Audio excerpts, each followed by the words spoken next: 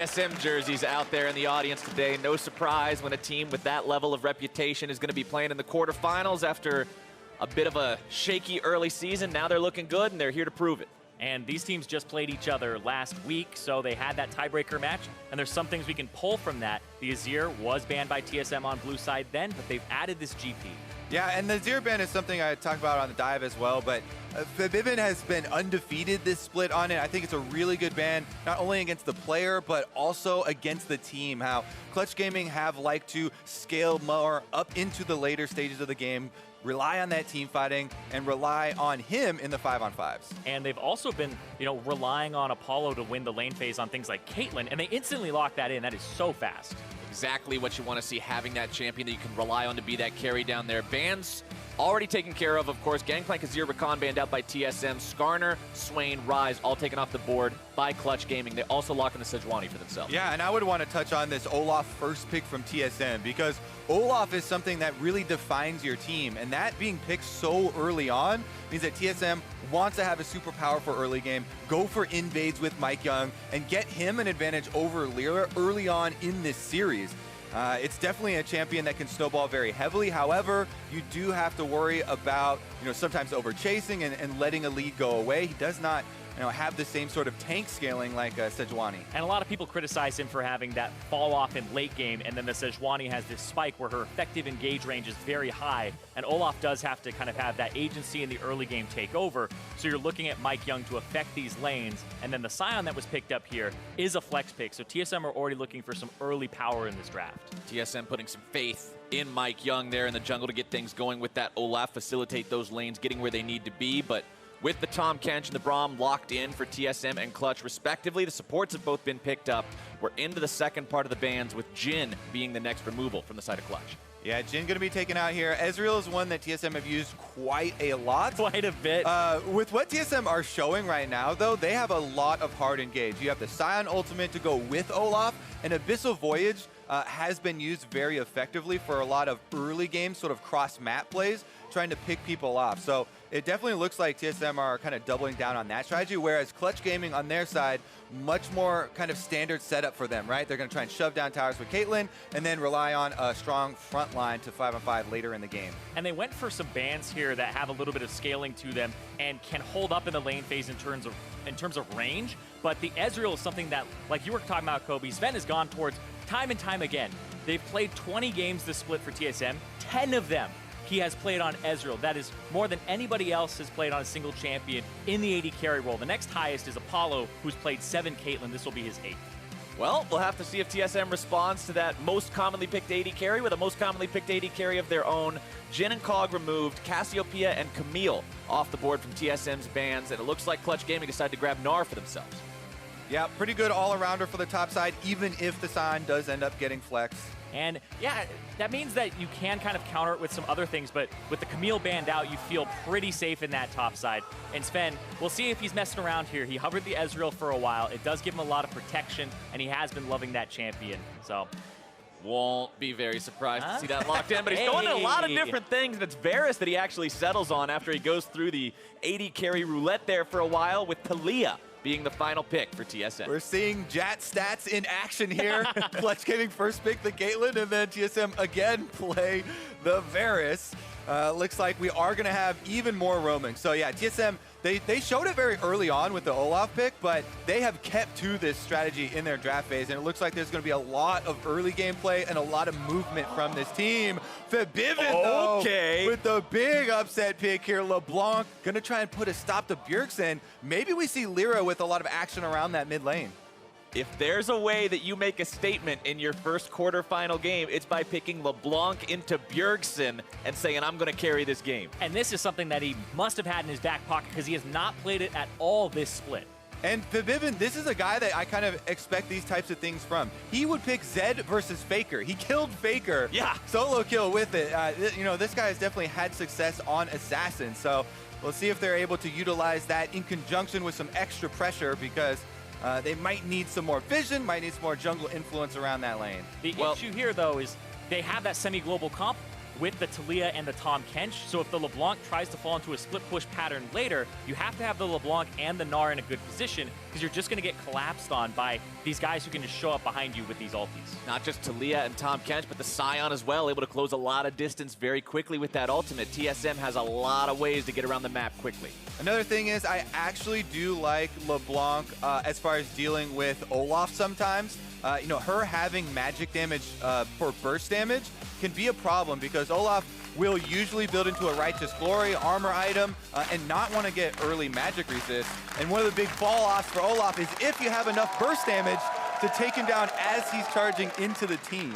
Death is the greatest CC of all time, Kobe. You're not going to be rampaging through those back lines if you've got the black and white screen debuff. But now we load onto the Rift for the first time today. The gates are about to go down on the summoning platforms. The teams are about to charge out, and we'll see who can get the edge in this one. TSM in the blue, Clutch Gaming in the red. A best of 5 to decide who gets to be that last team going to Miami. And I definitely have to look at the mid lane here. The fact that Febiven picked up this LeBlanc into Bjergsen, who has just been tearing it up recently, this is a lot of confidence for him. And if they can win here, that will definitely give him a lot of momentum. And earlier, Bjergsen shared his thoughts on facing Febiven. I think Febiven might be a little bit scared of me. When I play him in scrims, I don't feel like he's really playing up to his potential, or he's not playing as well as I see him playing on stage. And even in the tiebreaker, I remember hitting, I think, my first 5 Syndra Qs in a row, just in level 1 laning phase. And just from that point onward, I knew that we were going to win the game, because I feel like I have that mental advantage from the get-go. And I think that's going to also show up in our quarterfinals match. Oh, baby, starting it off spicy. Saying he's already occupying Febiven's mind, so he might as well just take over the game while he's at it. We'll see if those words ring true. Looks like the junglers are going to be starting a little bit cheeky here for TSM, going after the red buff of Clutch. Yeah, they have a lot of early game power, as we said, and they're going for a bit of an invade here. They've got some wards down. Clutch Gaming, though, going to get a leash for LirA on the bottom side for the blue.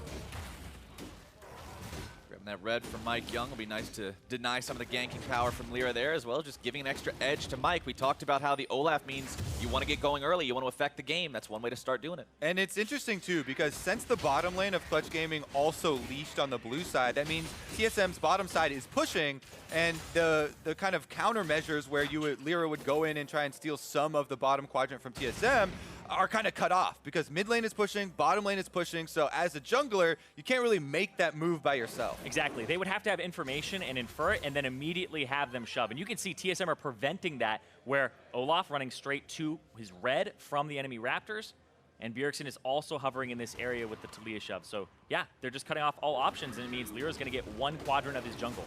And he wisely recognizes that he couldn't go for that kind of an invade, that they don't have the type of control over mid lane and bottom lane that they would need in order to provide that counterattack avenue. So instead, he'll just have to play the hand that he's dealt. Yeah, sometimes, though, if you outplay the enemy jungler so heavily that you take away all their camps and they have nothing to farm, then they'll go for a desperation gank. If that gank works out, then a lot of your hard work is kind of thrown out the window. Wasted all your time. I thought he might, go for a look on bottom, but since mithy here is playing very well, positioning behind Zven in the lane for possibilities of a gank, very defensive, you can just have the Devour and get him out. LirA doesn't even go for that, and he's going to try and just go top side, grab his Krugs, which Hauntzer is expecting. And on the bottom side, that has been a very common strat for them. mithy playing Tahm Kench, playing 9 games of Braum, making sure that he's always there to protect Zven, who's pretty safe on these carries. When he's playing something with low mobility, that kind of enables him to push and have pressure in the lane. Yeah, mithy is a long-time Tahm Kench player, very successful even on the world stage with the champion. First people to bring it out. Yeah, really, really like that play. Meanwhile, though, MikeYeoung has gone back to the top side there. He's actually going for the early recall here rather than finishing his clear. And of course, going for the early recall will allow him to pick up the tier 1 boots, enable the Predator, and that means we might get to see one of those Olaf ganks turn on and see him affect those lanes like we wanted to if TSM wants to really make use of this pick. The interesting thing here, though, is I don't know if MikeYeoung would be able to go for a gank on a lot of these lanes. They're fairly safe, and they all have ways to get away. Instead, I think the best option is to find LirA and tag LirA and keep him down, because you're already ahead because you got those jungle camps, and now you might be able to chase him down as well. Definitely a bit scary here for LirA as he goes into TSM territory. Sees that MikeYeoung hasn't taken the Gromp, but again, the level 3 Sejuani, he's already been starved out in this game. He cannot step into enemy territory for long. Definitely not with a double buff Olaf waiting there for him. Bjergsen's going to come around here as well to see if maybe they can find anything. MikeYeoung continuing along on this chase. Just about in range for the undertow. Throws down the control ward just to make sure and says, go on, Raptors. come back into your own jungle. I'm taking these Raptors again. Exactly, on the Raptor spawn. Oh, that seismic shove almost found Febiven, but he gets himself out of the way in time as Bjergsen continues to control mid lane. Yeah, Taliyah with the shove here, you know, he's using his minion dematerializers, even gets a good chunk of health. Mike is predatoring to the other side. He's like, we see him, we gotta go get him. Don't let him farm. Jungling is a team game here, and TSM have their whole team coming. Oh, LirA's in some trouble. He's about to be dunked down. The heal comes out, keeping him alive for now. TSM goes in. They don't quite find their mark, but they force out the summoner spell from the AD carry. And Mike also gets the smite on the Gromp, so he steals it away. LirA's 2 levels down. Again, using pushing lanes. Uh-oh, here we go for Febiven. Febiven trying to get the solo kill onto Bjergsen here. He might get it. Gets he the keeps chain. going. A little bit more damage will do it. Febiven needs to go a little bit further. Gets the damage, but the heal. Bjergsen, both summoner spells down, but he walks away. Yeah, a lot of that was Febiven used the teleport, got back to the lane, and then he had that gunblade and went for that all-in. Yeah, didn't know quite the location of MikeYeoung there, so didn't want to overextend too much with Bjergsen, and he does get both summoners, but in the end, TSM also pick up the Ocean Drake. Another reward there for this jungle pressure. And now you think TSM are going to try to protect Bjergsen a little bit because the Taliyah with those summoners down is very vulnerable to the LeBlanc closing the distance, chaining, and then also having the jungler appear. Yeah, but then it's so hard to offer him any protection because Hauntzer on the Sion is shoving the Gnar in. Their jungler has been completely starved out. He's got control wards deep in his jungle and he can't do anything about it because the Olaf has too much 1v1 power as well as all these pushing lanes. So they would like to offer assistance, but nobody's coming. Yeah, nobody's going to come to help you. Clutch have put themselves in a situation in this draft where every lane feels like they're shoved under their turret. And they're saying, hey, jungler, I need some help. And the jungler says, well, I need some help too. Yeah. I don't know what I'm supposed to do. I got Olaf doing the same thing to me. Yeah, I think LirA's best course of action is to just get whatever buffs he can as they're both coming up here, try to hit level 6, and potentially go for Bjergsen in the mid lane because he's flashless now. Yeah, as soon as the Predator is up, expect MikeYeoung to go very aggressive here. He's got a 2-level lead over LirA. Could just eat him alive if he finds him in the jungle. That's why he runs past wards, he runs past minions, doesn't care if they see him coming. Bjergsen taking some damage from Febiven here again. But Nice. over the wall comes the axe. LirA going in with a flash, looking to make the damage happen. And Febiven is caught down. First blood to MikeYeoung. MikeYeoung, very aggressive play from him there. He was there to protect Bjergsen because that's where you expect Clutch to get that kill, and he turns it around.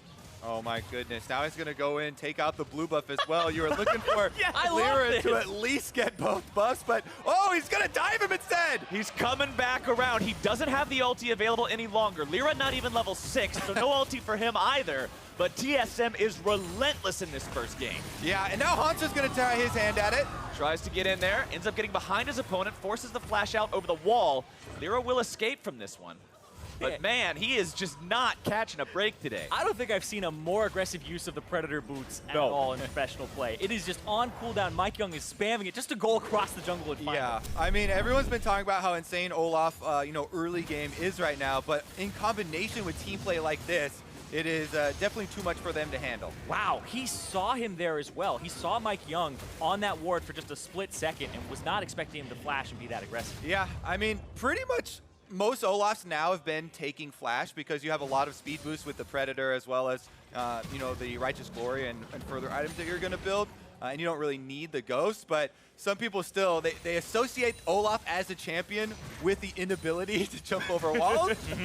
Not really true so much anymore. The rudest kind of surprise if you're in a spot like that, but it still puts TSM 1 kill ahead, little over 1,000 gold up. They got that first Drake like you mentioned earlier, Kobe, and honestly, this early game couldn't be going much better for TSM. Yeah, a lot of that gold lead is on MikeYeoung. He's about 800 gold up over LirA, and LirA is about to hit level 6, which will give him that ganking impact, but the Olaf is definitely doing what it was cut out to do. And kind of what we were talking about in Champ Select, where TSM, yes, they start out with the foundation of Olaf early game. They accelerate this with some pushing lanes, but then they also have the Abyssal Voyage and the Taliyah Ultimate. So the next stage of their game plan should be to try and use those cross-map abilities, to keep up this pressure. Whereas Clutch Gaming, they're trying to just get some sort of defensive foothold with which to counterplay. And right now, LirA going into the river. He just hit level 6. Bjergsen doesn't have flash for a few more seconds here. And so he's just trying to get some wards up and see what he can actually do to impact the map here as his camps are down. Top lane continue to be shoved in by Hauntzer there. That's not really changed since the beginning of the game. You can see him building up almost a 20 CS lead for himself, even though these guys have just been left on an island the entire time. Sion is an incredibly potent laner, so not super surprised to see that going well for him, especially, I mean, Hauntzer's been having a great split for himself, if we're being quite honest. If we look at how this guy has performed, even when TSM wasn't having a great early split, Predator made it happen, but now it's bottom lane. The TSM are looking to make these moves go down. MikeYeoung going to be tanking things up here at the start. Pops the Ragnarok. Apollo is history. Bjergsen grabs the kill, and TSM gets out easy. Yeah, the roaming is beginning here from TSM. They actually don't even expend either of those ultimates to try and go for this. Just walk their way down, pick up their kill onto Apollo. They even got a teleport here out of Hakuho, who's arrived to try and get some of these minions, but Clutch Gaming are definitely in the, okay, we need to stabilize, try and farm for late, boys. Yeah, it's a little bit of a desperate situation for them, but you think back to one of the games they played where they ended up losing very early in the jungle invade to TSM, and then that was that long game that they first won with a lot of comebacks there, so TSM have to be respecting that. I know MikeYeoung was in the back of his head, but he can't let his guard down against LirA.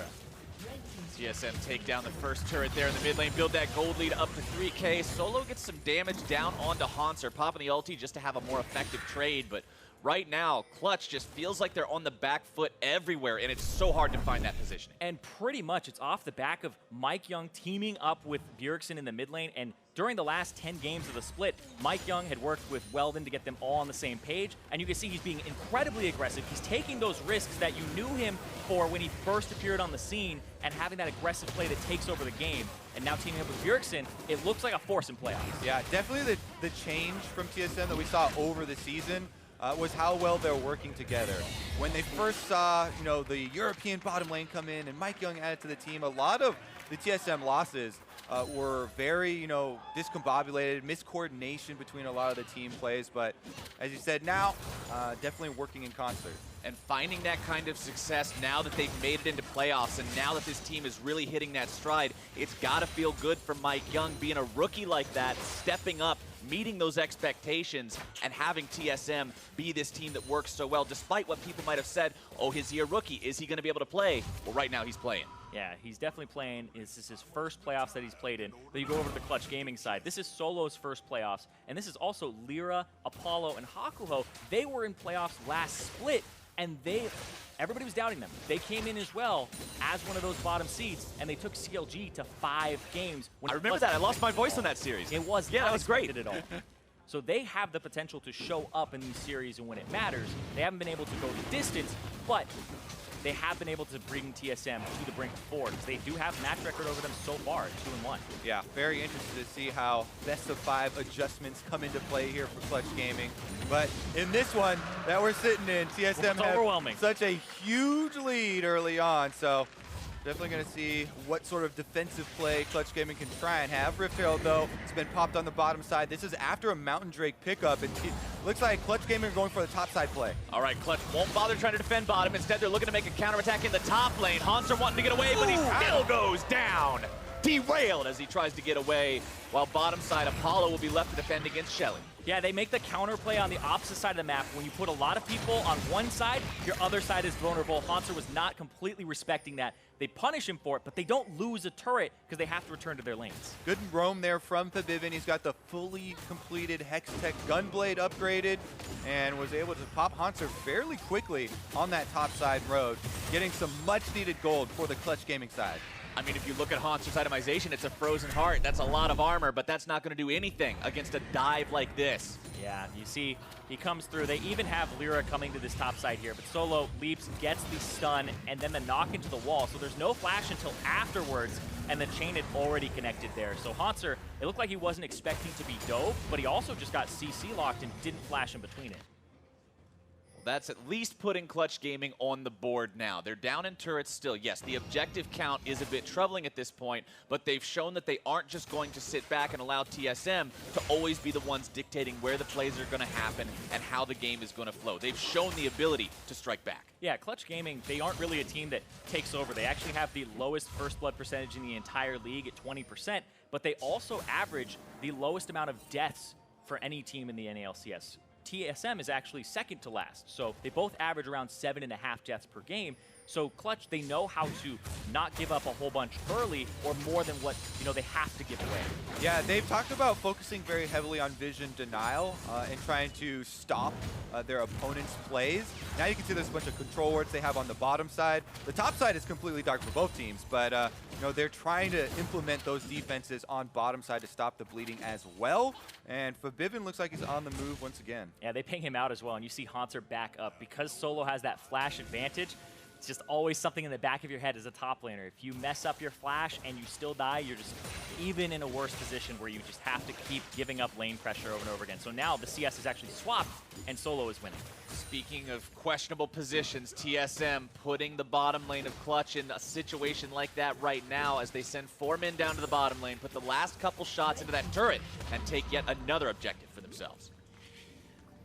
Rage Blade completed for Zven now on Varus just in time. They finished up the turret, and they're actually ready to transition here. So I would expect TSM to finish up the last outer turret up on that top side before trying to close in on Clutch Gaming's jungle. They've been, they did a good job early on in the game starving out LirA, but once the last outer turret falls, that's where kind of the loop finally closes. Yeah, and now you see they swap the lanes, but also Clutch Gaming are doing the same and matching and swapping their lanes. But like you had said earlier, Kobe, all the vision's on the bottom side. So on the top side, there's very little vision here, and this is one of those moments where something can happen that teams aren't expecting, where you find somebody in a brush or 3 people are up there. And remember, even though TSM did have that 4-man threat in the bottom lane just moments ago, no resources were expended. The threat was enough to force Clutch Gaming to retreat to grab that turret for themselves. So TSM still has all these playmaking abilities ready to go if they can find those collapses with the Abyssal Voyage, Taliyah wall. There's plenty of ways they can get in there and force these plays. LirA now going to be finding MikeYeoung in his own jungle, lands the stun, gets a little bit of damage down,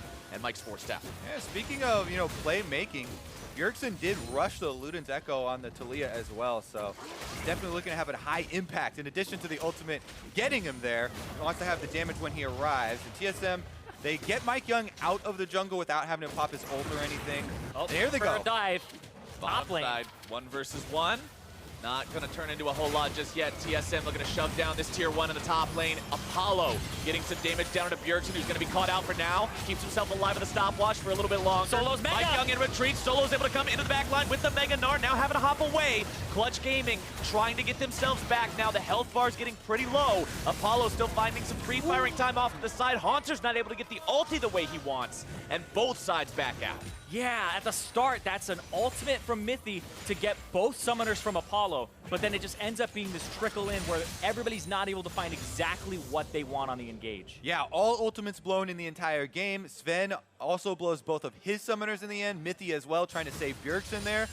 So a bit of a scramble on the exit, but nobody goes down in the end. Yeah, Bjergsen looks like he's dead to rights after this too, because Apollo lays a trap on top of him. He's already got the permafrost 4 stack, but he blows the hourglass or I guess the stopwatch, and then Mithy gets in position here to gobble him up, and you think he's dead, right? But nope, Mithy's gonna eat him, and he's fine. Yeah, that was such great play by Hakuho. He stops the wall from Bjergsen. He forces him off and right into the LirA and Apollo combination there. They had such a good amount of damage, but Tahm Kench is on the enemy team. Mithy gets over there in time after the Zhonya's is blown, or the stopwatch was blown. And in the end, they're going to have the retreat. And he sold it immediately afterward too, so yeah. No stopwatch in the inventory for those items. Braum's bottom too. Hauntzer trying to make the play here onto Solo. Does land the ult this time around. Bjergsen coming up as well, but Solo is already to the safety of the turret. That's not going to turn into a whole lot for TSM. They will try to steal away some of this jungle as they walk out. MikeYeoung going to find Febiven there. And you saw that jungle proximity where MikeYeoung had an immense amount towards Bjergsen, where LirA was kind of contained in his jungle and couldn't get towards his lanes, especially the top lane. Solo, this was kind of left on an island here, had 0 jungle proximity, so it was completely not allowed on his top side of the map. Another thing to mention here for Clutch Gaming, you know, while the early game was very TSM favored and looked like they're completely taking over, Clutch Gaming have been the team to play the long game. So they're still just trying to farm up here. They have all outer turrets as a possible gold source. You know, this standing gold that we like to talk about in the outer ones, where if TSM do make one of those mistakes and they aren't able to get everyone out after an aggressive play like that, Clutch Gaming have a lot of possible rewards that they could take on the map. Yeah, that top turret is very close to going down because of Apollo and Hakuho just pushing. And another advantage that Clutch have is they have double teleport that can't be matched from TSM. If you put your LeBlanc in a side lane, it's either Hauntzer or Bjergsen that has to answer, and they're kind of the people you want to have help out, and Mithy's the other guy who really you want to have that semi-global to get to a side lane. So if you're able to contain in a 1-3-1 formation later as Clutch, then you might stand a really good chance of slowing the game down and allowing yourself to get objectives. But right here, they're looking for a fight. Here comes Febiven and LirA from the side. Facial fissure already going to be used by Hakuho there, looking to start the fight off, but it's MikeYeoung into the back line, now going to be targeted, unstoppable, still walking himself away, but Zven may be taken down next. A very nice save from mithy, but it's still not going to be enough, and Clutch finds the TSM AD carry. Bjergsen coming in, reinforcements have arrived, and Apollo is on the retreat. Hauntzer rampaging through these front lines. Solo has to hop himself away. TSM still looking to maybe make something else happen here, having to back away now. Mana gone on Bjergsen. That is a one fight for Clutch Gaming. They get exactly what they want, that bottom lane, and they end up getting away with slivers. And it's all because TSM had Hauntzer on the bottom half of the map with no teleport. He tries to use a Sion ultimate to go all the way up the river, and he does arrive in the end to get, you know, a counter kill there for TSM. But you're right, that was some good, you know, momentary success for Clutch Gaming, trying to take advantage of the positioning. Yeah, because you can only play passive for so long, and you have to find those openings where you can actually exploit the opponent, and that's one right here that Clutch recognized. They say, doesn't have TP, bottom side there, and then they go up, and Febiven pulls him in really far, but then, whoa, TSM looks like Baron's on the table. Back to live, TSM deciding Baron's going to be the call. The Weaver's Wall coming out almost guarantees they're in the pit. Clutch Gaming dropped the ward. They know what's going on now. LirA could still try to come over the wall here. Baron very low. LirA's got to go in right now. Can he do it? MikeYeoung's got the secure, and LirA gives over a kill. Ooh, man, that one really gets your heart beating, because in the end, Clutch Gaming did have the possibility of the steal there. Febiven went in at the same time as LirA. Now he's on the run, though, has to flash away. Yeah, that looked like MikeYeoung threw down his E at the same time. He's maxing the Reckless Swing second, so it does 300 true damage right now, and combine that with his smite. This is the faith you want to see TSM put in this jungler. This Really? is what MikeYeoung wanted to see. If you're MikeYeoung, yeah, it's a scary situation to be in. A 50-50 is your team saying, we believe you can do this and make us win this game right here, right now. I mean, there's been criticism of TSM for years about how they changed their junglers into wards, basically. You take these high mechanic junglers in the past and say, all right, you got to play this style. But you can see MikeYeoung is finding a way to team up with Bjergsen, take over the map early, and then now he's just tearing the game apart and running into the back line free.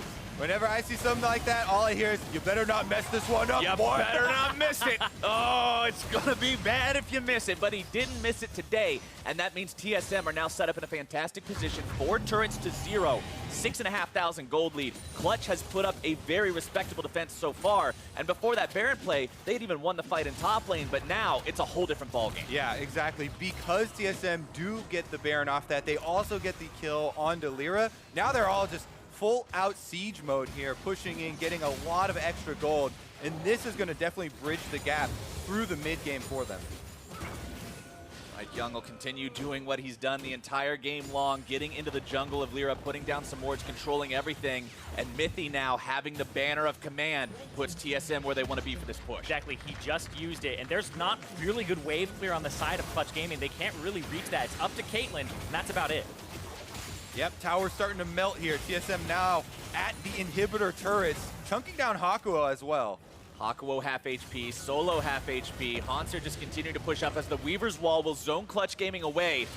LirA and Solo on the wrong side of it. They're having to retreat back towards that very far edge as the first inhibitor turret falls 23 minutes into the game. TSM looking for inhib, and they'll find it, no contest. They got to push up that mid lane. Hakuho dematerialized the banner minion, but Hauntzer was already on that side. And look, they're rotating top. They're trying to use that Abyssal Voyage to just keep this momentum up. It's not stopping anytime soon. Zven will continue putting the auto attacks forward. Clutch Gaming looking for a chance to defend. It's going to be Hakuho thrown forward by the seismic shove. The Unbreakable doing a good job keeping him from taking too much excessive damage. But if you're talking about excessive damage, there's a lot into that tier 3 turret. It is gone.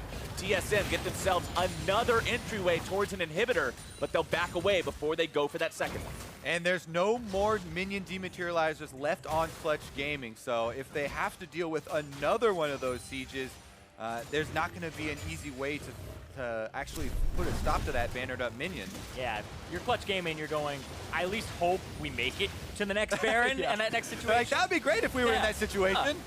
Right here, though, it gets very low. It gets down to about 800, and that's when he goes for the E plus the smite. But it does actually end up in 500 range there. So there goes the E from Olaf plus the smite. That's out of the range for LirA, but there was that small brief moment. You kind of have to treat the Olaf E like your own if you want any chance, but they believe in MikeYeoung, and he comes up big.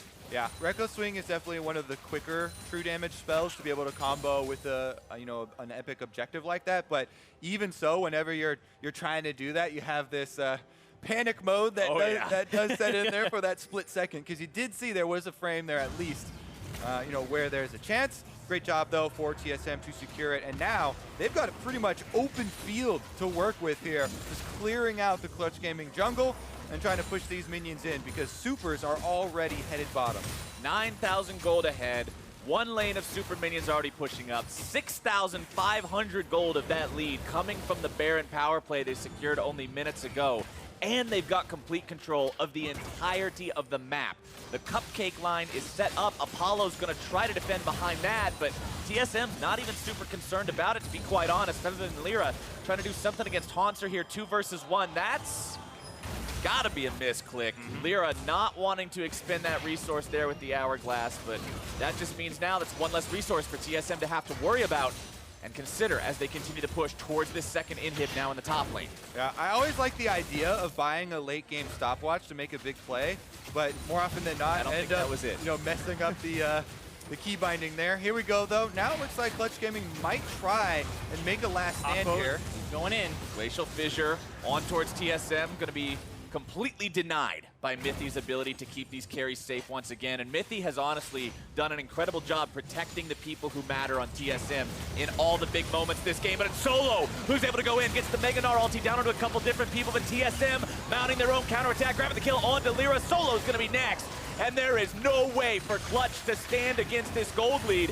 Febiven in retreat, Hakuho still alive, but almost completely out of mana. Apollo backing up to the safety of the Nexus turrets. He's got a hell of a task to defend this one here now as TSM moves all 5 members towards the mid lane. They've got the minion wave. The inhibitor turret will fall, inhibitor now as well, and that means double super minions in every single lane. If the game doesn't end here, it is going to be one hell of a challenge for Clutch Gaming. And they're right on it. Febiven gets knocked in.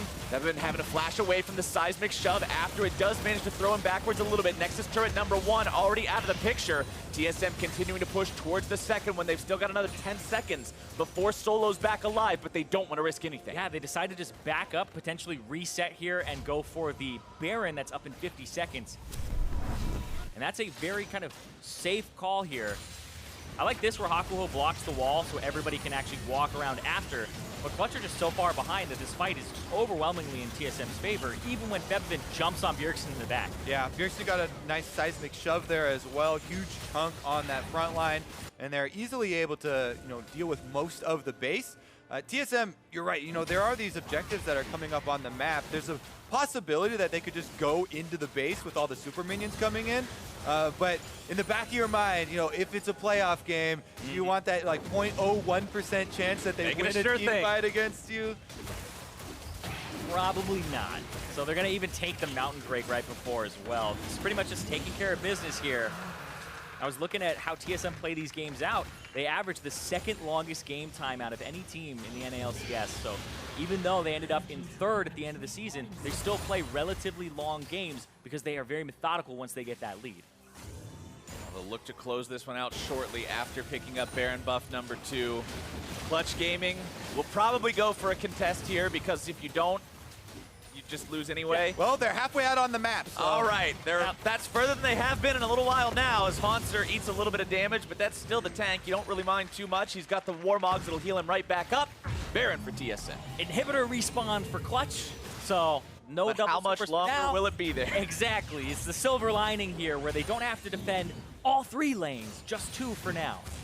Well, they will fall back towards that last remaining Nexus turret. It's only got about 2/3 HP. If they ever want any possible fight, it's pretty much going to have to be at that turret. TSM with a 11,000 gold lead just wants to end it right here. And TSM also has double Mountain Drake, so if they wanted to, they could actually just shove straight down mid and go for the end. Yeah, Clutch Gaming already starting to think about, you know, the rest of this series and how TSM did take over this early game. We're going to have to see how they adjust between these ones, but Febiven goes for a little bit of an opening here onto Zven. Oh, he finds a minor amount of damage. They're going to get the Olaf ultimate down now as well, but MikeYeoung's decided to go in, find some damage of his own. TSM just continuing to zone Clutch Gaming away, giving Zven that free firing time onto the respawned inhibitor. Clutch still looking for maybe an opportunity here. Seismic Shove going to keep Solo away. Zven will continue those auto attacks into the inhibitor as it goes down. Nexus now exposed. Inhibs all gone. TSM looking for the win right here. LirA wants to go in, not going to be able to. Taken down before he ever got the chance. A killing spree for Zven as Clutch Gaming retreats back into the spawn platform, and TSM will go up 1-0.